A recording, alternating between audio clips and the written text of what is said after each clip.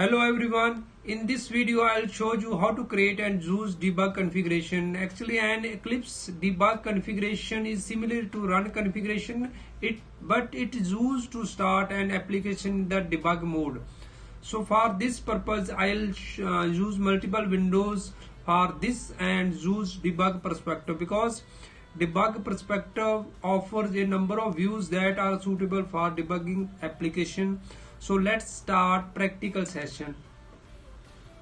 So let's create debug configuration. So I want to use two windows for this purpose. For new window, you can go to window and new window. So this is new window, and by default Java perspective is active. For debug perspective, you go to window, then go to perspective, then open, then debug perspective. Now debug perspective has been activated. So debug configuration, go to run, then debug configuration, and in the left pane select Java application. Here's new launch configuration button. You can select it and now give the name according to your choice, like my debug, and select the project. Select the class, main class that contains main method. Now argument, no need for argument for this project. JRE, we need JRE system library. Dependency, just one dependency, JRE system library. Okay. Source and default and environment, no need for this program. And in common you can select debug, because I want to display this configuration under debug menu. You can launch this debug configuration to click on this debug button, apply and debug. So this is the output.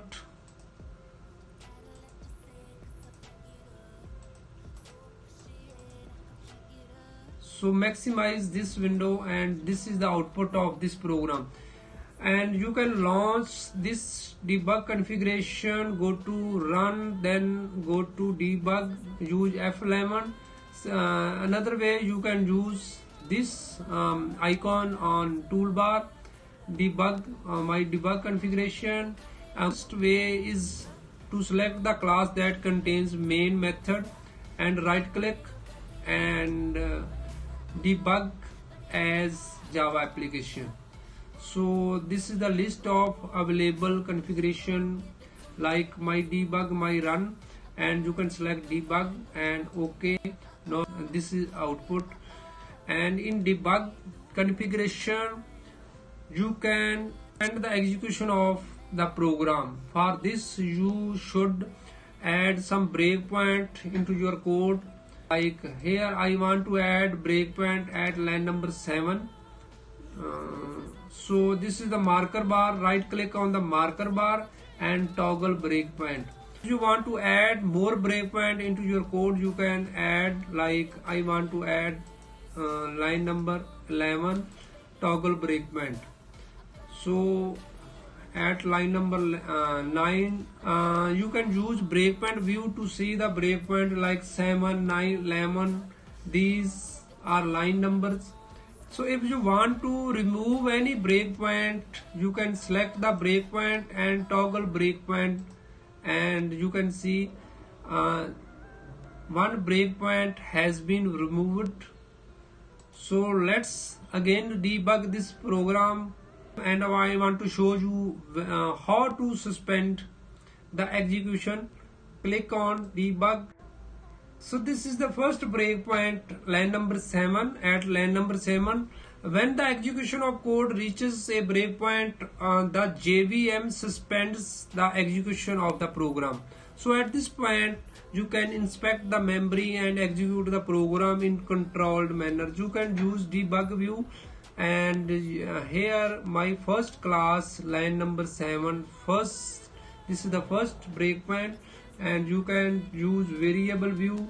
And in this simple program, just one variable we have used, like argument args and string array. So this is the list of variable, and you can use variable views. So now in run menu you can see resume, terminate, step into selection, step over. There are a lot of menus available in run menu. You can resume, like use F8 shortcut key. Now I want to click on resume. So 2 lines have been executed. So this is the output of first two lines, and now this is the next breakpoint. Now again the execution of this program has been suspended by JVM. So again you can use run, and you can use these icons on toolbar, like you can terminate, you can resume. Now you can step over, then check the run menu. Still the execution of this program has been suspended. You can see this is the debug current instruction pointers. Here you can resume this, and now the whole execution has been completed. I hope you have learned these topics. So I'll see you in the next video with new topics. So all the best.